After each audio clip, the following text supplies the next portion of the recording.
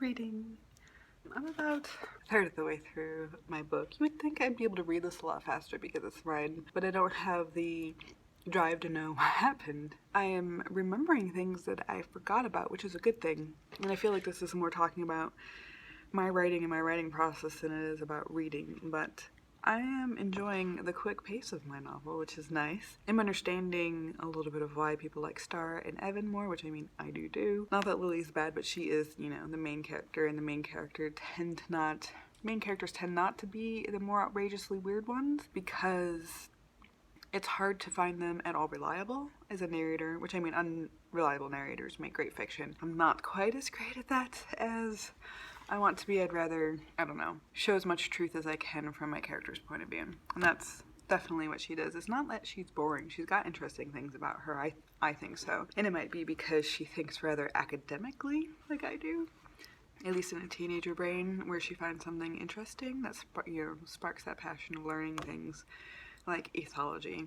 And if you didn't know, I have lots of ethology posts on my blog about different creatures like the chimera, about demigods and angels and demons and muses and witches and dragons and yeah, lots of things. 13 from this book because there's 13 creatures in this book, which is one of my favorite numbers. And I am in between two of my favorite parts. Well, I have a lot of favorite parts in this book, but two of them, one is something that I had not planned at all, and another is something that I had planned for so long, and I am so glad it turned out the way I wanted it to. Actually, I've hit quite a few. I'm already past quite a few of my favorite scenes. I have a lot of them, like Evan setting off fireworks and getting arrested in front of everybody, and then only getting 20 hours of community service added to what he already has, which of course sparks this whole mystery about him. That's one of my favorite things about this book, is that Lily and Evan become friends, and Evan is the only one who doesn't ask her anything about who she is and why she's there and all these other new girl questions that everybody else has asked and bothered her about. And then in return, she doesn't ask him anything about himself, but she wonders because he is probably the most unique individual in this book, other than Adam. But that's a different story that I really don't want to get into because it's not actually in the book and this is reading, not writing. But I just got past that scene. She met Moon, Lily met Moon, which is Evan's end of the year project, a dragon that can grow and shrink. And when she gets loose, she gets really big when Lily throws herself in the room to help him. And, you know, shit happens. And then the detention, I'm just about at the detention chapter, which is one that I had for so long. And it's so much, I can't wait to read it again, honestly. I'm excited about it. And then there's the break-in that comes after that, which is something I didn't have planned originally. I'm going to see if it still reads the same way as I have it in my head. That'll be an interesting thing to figure out. Alright, I'm going to get back to reading instead of babbling about writing and my characters and all those things. My reread, underway, about a third of the way there. We'll get to it. Hey guys, so I just found a passage that perfectly embodies what I was talking about with Evan, so I just wanted to read it to you. Oh, fancy. I could not figure this kid out. Community service, setting off fireworks, mammoth jealous pet dragon, normal home life, milkshake addict, super smart and involved, gentlemanly even, but the embodiment of a bad attitude in a leather jacket. What the hell, Evan? What the hell? Yeah. I made these. Hold on.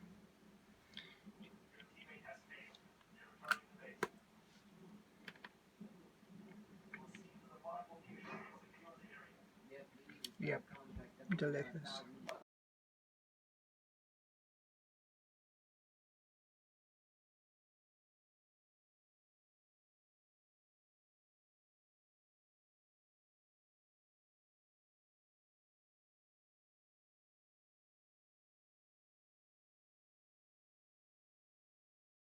You don't need that. Get off of it.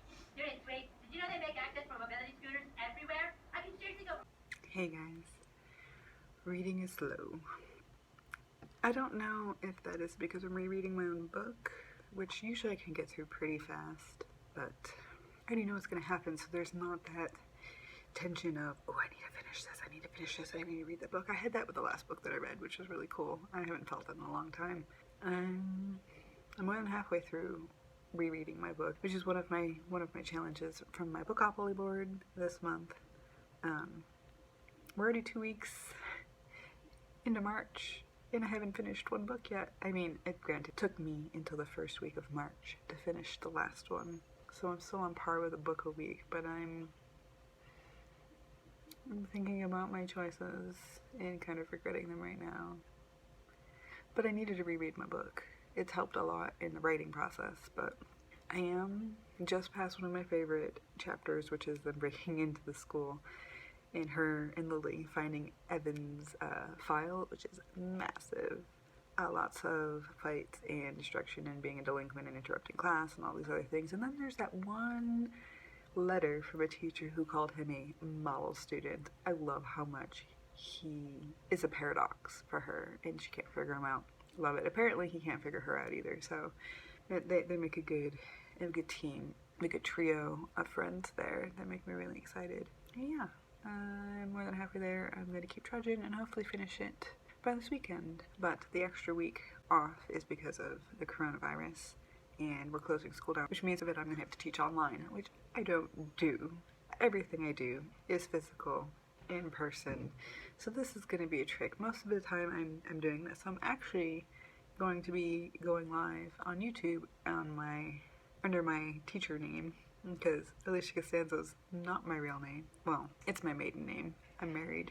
I was Alisha Costanzo for 25 years of my life, but now I am Alisha Chambers. So I'm going to be going live during class time with them and just doing this, reading to them. We're going to be watching some TV shows, which I'm not sure if I can screen share or not with YouTube's regulations, but I can always give them links to watch those shows and then we can talk about it in a class setting like this. So this is going to be entertaining. If y'all are interested in seeing those things, it won't be on this channel, but I can certainly link them when I have them done. You're going to hear me doing a lot of fumbling around and swearing and talking about weird things and ranting, because I'm going to be talking about Harrison Bergeron, The Ones Who Walk Away from Home Loss, South Park, and Futurama, and it's going to be entertaining. We're going to be talking about dystopia and utopias and satire and all that other stuff, which is like my geek button, which is the last paper, is essentially my geek button.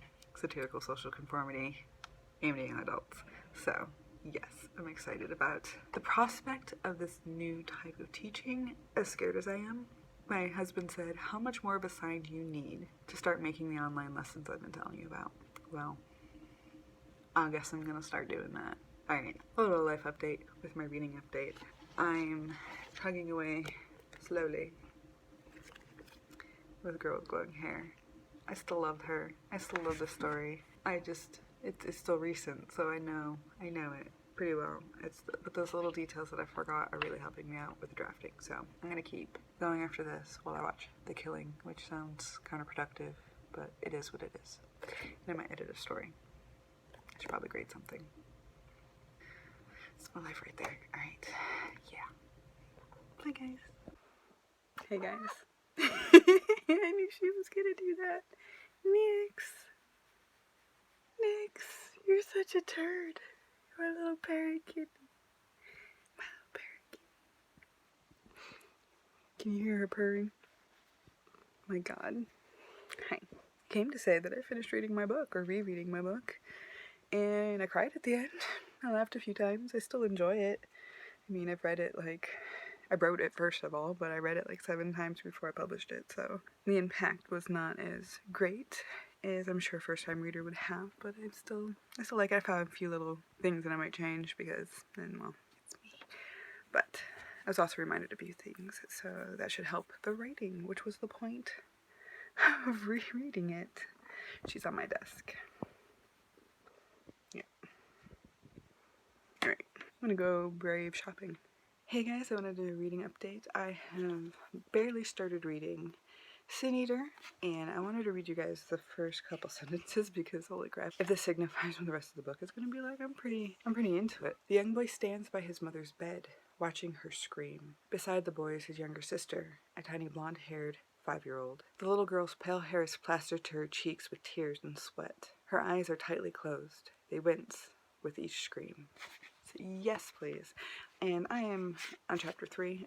So obviously I read the prologue and then 2 chapters, and It's pretty dark. It's pretty people being not great people. And of course it's called Sin Eater, so I expect that. And I'm excited to see what happens with that. Now the other thing is, because I got one of my books for this month off of the interlibrary loan, and it's an ebook. I only have 2 weeks. I just downloaded it yesterday, and so I'm on chapter 3 of that one too. And I guess I'm just going to be shifting to that one since I only have it for 2 weeks. It was either get it for the 2 weeks or wait another 2 weeks. So I got it. I'm reading it. So I'm kind of going back and forth between the two of them right now, which I have done several times before. I don't get confused with my books like that. Probably because I've learned to have to read multiple things at the same time because of school, being in school for 10 years and being an English major for 7 of those. I've read a lot of books at the same time. Especially my master's degree, where I had to read 18 books for one class in a semester. And if you don't know, you have 16 weeks in a semester. So, you better learn to read fast, or skim, or find the Spark Notes. Thank you, Spark Notes, by the way, for getting me through Shakespeare. That's the only way I passed. But yeah, so I'm going back and forth between the two, and I'll put that up here. It's Etiquette and Espionage, I believe, and it's teeny. It's a YA, and I didn't think I expected that because it was put in the adult section at my bookstore, or not my bookstore, my library. We'll see. I'm into it so far. I like the main character. The other people a little bit much, but that might just be the kind of steampunky teen feel of it. I've noticed a lot of steampunky teen books that I've read so far have that kind of people a little bit over the top. There's my reading update. Hopefully I'll finish both of these by the end of the month. I had a 4th that I'm supposed to get to this month. If I don't, I'm just going to tack it on to the one I had last month that I didn't finish, which is also a half-read book. So I will try to get to both of those during my reading challenge, and if not, I'm just going to have to make another one next month where I catch up. Alright, I'm going to go write and read or something. I don't know. I'm going to go do something. I'll see you guys later.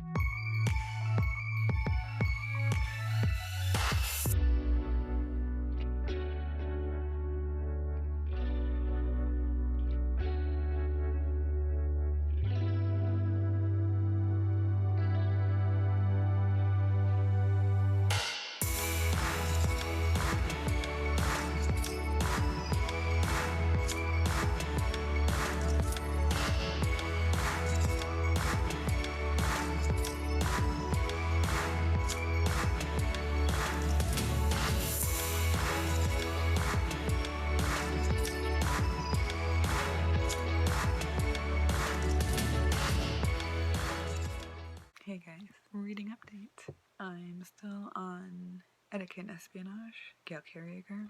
I am loving this story. We have a smart protagonist, a smart 14-year-old protagonist who keeps getting accused of not being a girl, which makes me totally in love with her because I'm not very ladylike either. I never was, and so I connect on that level. Even though she's transforming into somebody who does care because she goes to an etiquette school, who's also teaching her how to be a secret agent of some kind, which is so much fun. There's such a great cast of characters. At one point, she meets a boy at a city who works in the mechanical part of the ship and scoops coal. By the way, the school is suspended on hot air balloon type things powered by steampunk technology, of course, coal. And she meets him after he does some daredevil stuff to get a whole bunch of coal in the boiler and realizes that he looks dirtier because he's black, and she's never met a black person before because of course it's steampunk, so it's the 1800s London type setting, very proper, very clear social boundaries and all those other things. And she's like, I like the way he smiles. I'm like, it's just, oh, I've never met one like you before, but you're cute, so hi. And it's just like this nonchalant brushing off of it. And then another character seems like a little boy, also a city, come to find out as a 9-year-old girl who just dresses like a boy because she likes to tinker and invent and those types of things, also connect with because she doesn't care. The petticoats and stuff get in the way, so she'd rather wear trousers and go play with the boys and that type of thing. Her aunt's a teacher, so it's like she has free reign of the ship and all that stuff, and it's just so many people who are combating what is expected of them in an intelligent, non-preachy way, which I appreciate, because I'm all for learning about different people and not really giving a shit about, okay, you were born that way, whatever. This is where you come from. I'm good with it. What kind of person are you? And they're all interesting people, and that's what I'm finding interesting about it currently. I am like 62% of the way through the book right now. I hope to finish it by like Monday or Tuesday. We'll see. And Sunday, I have been reading it pretty strong. I don't know, I'm excited. And I have been doing a lot of looking at books on my library website, and what is the other one I've got, like Book Depository or something, like 12 books for $35. I'm just like, I don't have the money, but I want it. Now is not the time to be spending money on those types of things. Well, for me, not that, those are my knuckles, by the way. Not that I generally have that type of money to spend on things like that. Okay, I'm gonna stop babbling and either go back to work or back to writing or back to reading. It's gonna be one of those things, because that's my life. I'm also making cinnamon rolls, so I might be baking too. And I have friends coming over, so that means I gotta get my shit done. We'll see if reading gets done today. I don't know. I'll let you know. Alright. Love you, bye.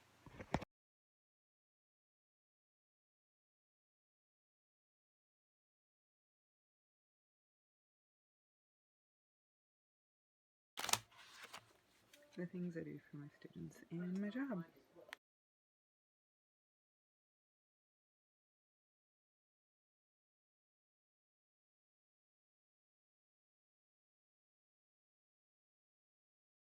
So I think I'm gonna go read some of this thing right now. I'm gonna take you with me.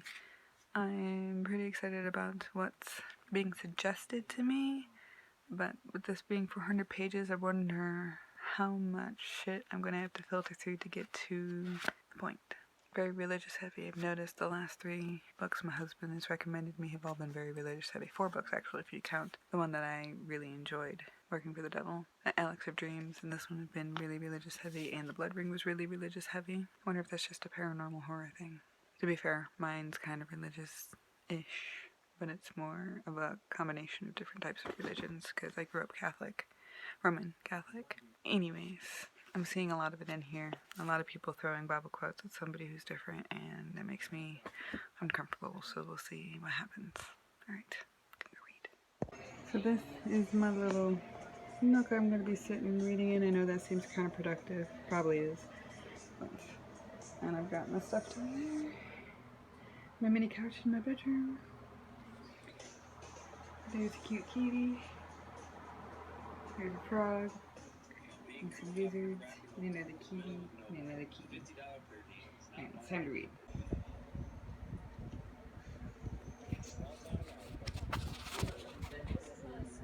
So, readerly thoughts. Got another like 30 or 40 pages read in it, and I'm starting to see some of the plot line. This technically has like 4 parts in it. It's following the youngest son of a sin eater, which is a monster that literally eats people's sins when they die. And they have to make sacrifices, and there's this tradition to it and all this other stuff, and we're following 3 main storylines. So the youngest son, Joel, he's one of 3, and the first part, the part that I'm in, is Joel and his mother. The second part will be Joel and his middle sister, his older sister, and then Joel and his older brother, the eldest of the 3, and then Joel and his dad, Avery, who is the sin eater. Curry is his older brother who will become the sin eater when his dad is done doing the job. I'm not sure how that works yet. We haven't found out. But we also follow this young boy named Burke, who is a foster kid. He was sent to his aunt, who is essentially a religious nut. Now, there's a lot of weird religious stuff in here, but she, as soon as he arrived, carved a symbol underneath his arm by his armpit, and is preaching at the funerals and wakes where they sacrifice and say goodbye to the loved one via their sacrifice to the sin eater, because they believe that sacrificing or putting plates of food on their chest and letting the sin eater eat through their chest and essentially like eat their heart and stuff, I'm guessing, I haven't gotten there yet, will allow them to go to heaven. she's trying to break that tradition. And there's a little hint of a bloody doll being nailed to a tree outside the school that says "Make your sacrifice or you'll regret it," essentially. And I'm paraphrasing fairly poorly. You get the gist of the note and whatnot from it. And there's this boy that just moved to the school who's picking on Joel even though he's been warned not to pick on him. And he has like a curse that keeps the Sin Eater germs away so far. And he's looking for a fight. And I'm thinking something's going to happen there since he is the cousin of a little girl who's gone missing that they keep mentioning over and over again in the book. Nobody's looking for her, and I'm pretty sure everyone assumes that the Sin Eater got her. Some people think that she fell into the river and drowned. Not sure yet. I'm pretty sure it's either going to be the Sin Eater, or they're going to blame the Sin Eater, and they're going to be wrong, and they're going to have to pay for it. Either way, I'm pretty sure a whole bunch of people are going to die because of the ominous feeling that the book has been giving off throughout, and how much most of these people don't seem to be all that great of people. It's interesting how much I want them to abide by the traditions so they don't get themselves killed, but feel like the other traditions that they hold are rather ridiculous. But this also doesn't have any technology or anything in it. I'm trying to remember when it was published. I'm looking. 94. It's got some time on it. That may be the weird, like it almost feels to me like it's the 80s. But the 90s could work for it too. I did grow up in the 90s. It does have the feeling I had when I was young like him, but I was young like him earlier, like 90, 89. Am I that old? Hold on. I have to like do the math in my head because I don't think I'm 35. I'm not that old. Not yet. Getting there. I was 98 in high school. He's in 4th grade. That might be why I'm feeling this old-timey like connection to it because of all of the misinformation, and it's not exactly racism because it's prejudice. So I can see the clear and evident prejudice of what it means to be weird or different in a group of people who believe something, singularly, because I was that person most of the time I'm that person, honestly. I just like to be contrary because I'm like my father, who likes to be contrary. His nickname was the Instigator. He was the first ever internet troll, I'm pretty sure. One of. You said something, he'd say something the opposite just to make you mad. He might even believe what you said. That's not what I do, granted. I like to play devil's advocate and take all sides if I can, and I become argumentative because of that. But that's also part of my job, to be analytical and to go, well, but what about this? Even if I believe what you're saying already. I don't know. I'm babbling now. I have inklings of what's going to happen. I'm pretty excited to see if I'm right. First, before I get back into a little bit more reading, I'm going to go make some cookies. I'm not sure what kind yet. Either some peanut butter chocolate chip ones, some regular chocolate chip ones. If I do that, I'll just make both. I'll split the batch in half. Or some shortbread cookies. Shortbread cookies don't take any eggs. They do take more flour, though, and butter. Having to limit, I usually bake a lot. If you haven't noticed, I'm always eating treats because I'm always making treats because I bake when I'm stressed. I like to bake and I like to eat. That's just, and I like to read and I like to write, those are my things. Food, words, working out. Those are like my 3 things. Anyways, I'm gonna go figure out some cookies, bring some cookies back, read some more, and then maybe go write or do some other work. But I'm being awfully lazy. I'm gonna do a lot of recording tomorrow, so I may as well be lazy now. Recording for school, by the way. I have to dissect a South Park episode. Alright, I'm gonna go bake. Right, y'all, this is my setup. I'm about to start recording for school. So,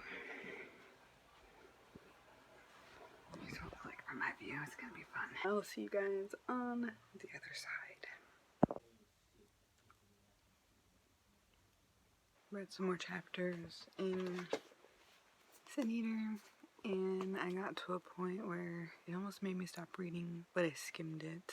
Killing a kitten for no reason, and that really bothers me. I have 5 cats. I had 13 cats at one point, and the thought of tying it up with tape, its mouth, its legs, and shoving a knife into its chest. Although I'm into horror, I kill people all the time in my books and stuff, but the helplessness and the needlessness of it almost made me stop reading. Fortunately, the main character had a similar reaction to it, so I kept with it and I just skipped over the more gruesome details of it, because otherwise that's the type of image that will haunt me. And talked about how much it wasn't right and made the kid say it wasn't right. I don't like that he's friends with them. I liked that character to begin with until that happened. Mixed feelings at the moment. Page 130, almost a third of the way to the book. I might need to pause for the night. It's late. I might need to read another chapter to get that out of my head though. Choices. I did record like 5 or 6 videos for school today though, so tomorrow's editing and then back to it. Monday, do my live show with my kids. Back to the grind. A lot more work than I anticipated initially. You can tell by the tired on my face. And the wrinkles. Anyways, one more chapter maybe. I think one more chapter. Try to get it out of my head. I don't want to fall asleep with kitty death in my brain. Alright. Yep. I'll let you know how that works. Tomorrow probably. Good night. There is white kitty. They're so cute. Look at him. Yeah, you're crying. Oh, are you a cute kitty? Actually, come on. It sounds like fun. Let's jump on these motherfuckers. Yes! Yes!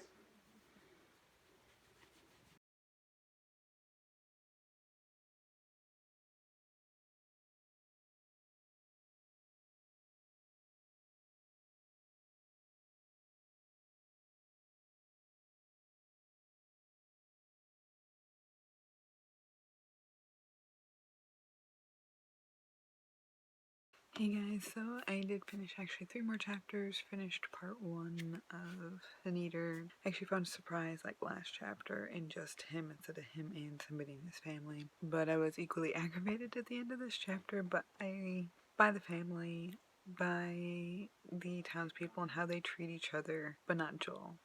Which makes sense as why he's the protagonist and the narrator. He makes everything else, his reaction, everything else makes it more palatable because some terrible things happen and he's a good person. Here's my update. I'm looking forward to see how this progresses if he gets any older, if he has to become the Sin Eater. That to me is going to be quite interesting. Part of me also thought this might be interesting from Curry's perspective, but it's not, so I'm gonna go back to reading while I'm waiting for other stuff to load. Yeah.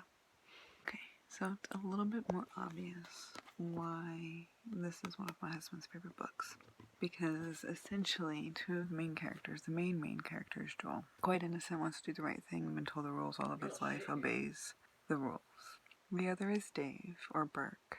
He changes his name halfway through. He wants to get vengeance for somebody who's been hurt, and he wants to fight evil. Now, I just reached a part where it said that, just read it to you guys. I don't paraphrase well, without.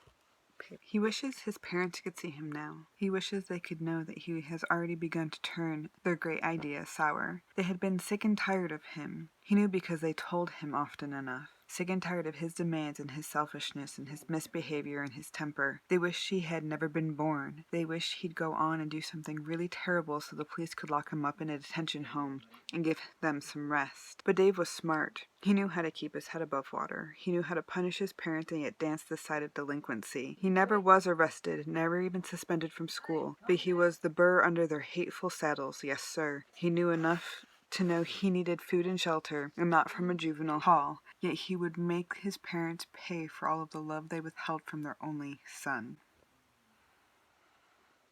Now that is not 100% my husband, but it's pretty damn close. And so I'm seeing how, because of my husband's duality, which I've talked about several times, not gotten into detail with, that greatly describes him and his relationship with his parents. He is an only child. They both wanted him. They divorced when he was 2 or 3 because he told his mom his dad was cheating on her. And then there is this whole, relationships on both sides and ignoring him when they had somebody new. Or there was even one time when he would be kicked out of the house after school and don't come home until after dark because your stepdad needs to be in bed before you're in the house. So neglected, not loved, not wanted feelings that he has is very present in Burke or Dave character, the one that I'm very mad at for killing a cat.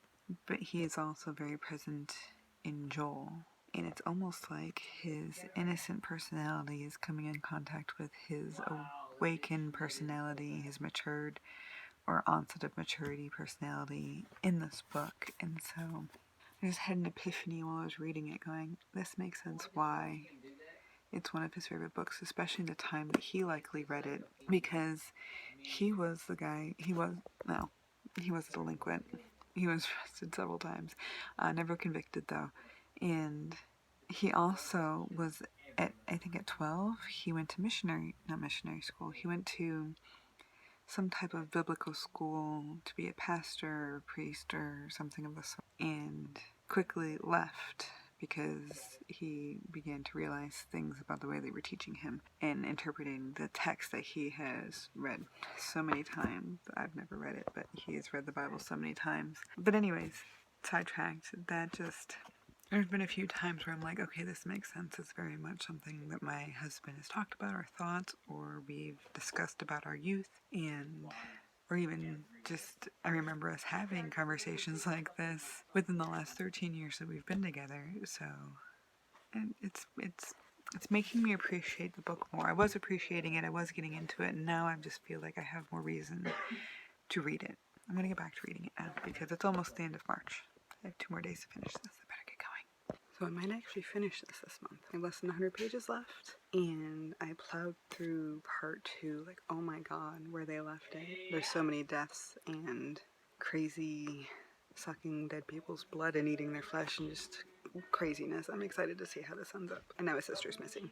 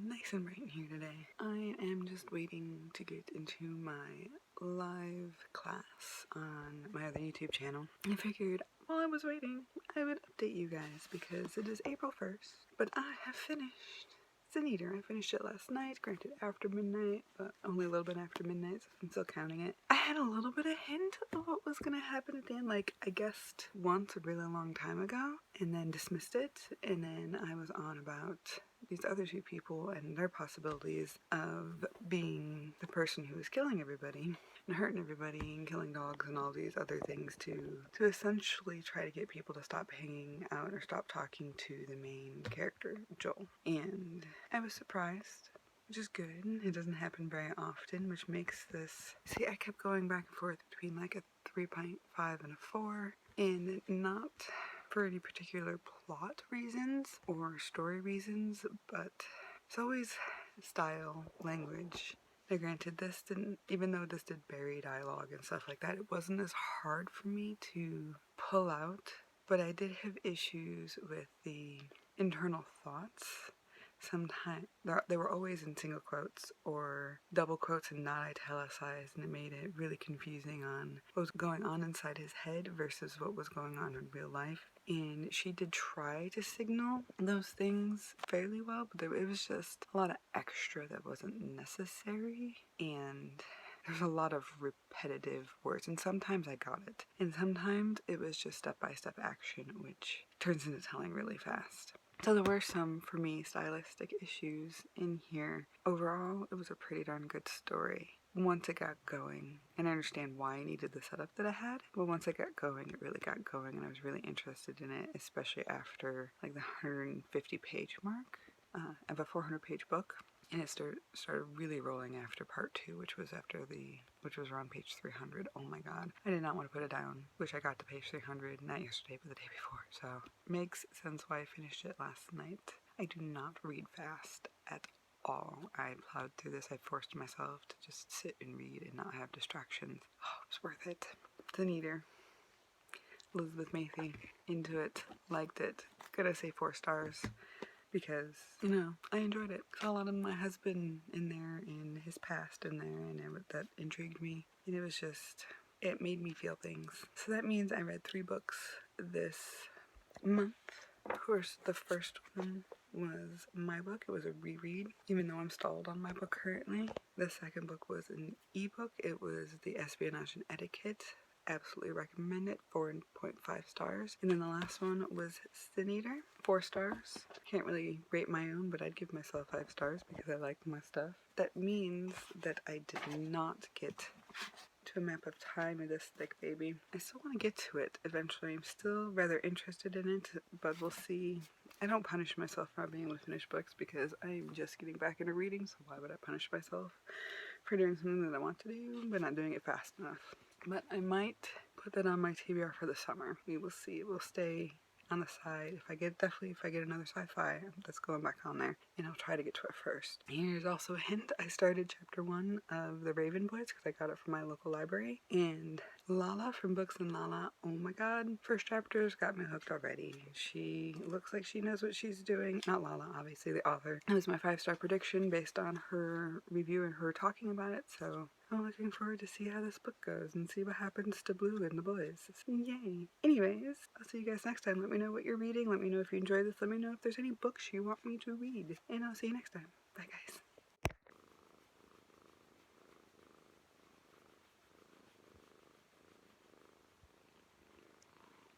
Me trying to film my thumbnail or take a picture, photo shoot, whatever you want to call it. And you see little shit right here.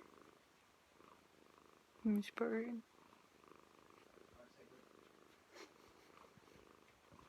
And there's jealousy right there.